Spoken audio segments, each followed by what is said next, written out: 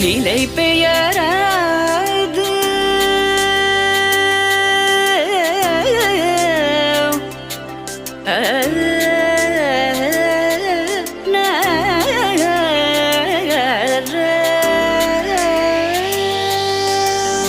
நிலை பெயராது சிலை போலவே நின்ற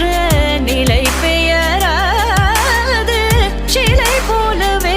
நின்ற நேரமாவதறியாமலே மிக வினோதமான முரளிதர நேரமாவதறியாமலே மிக வினோதமான முரளிதர என்பது மலை பாயுதே கண்ணா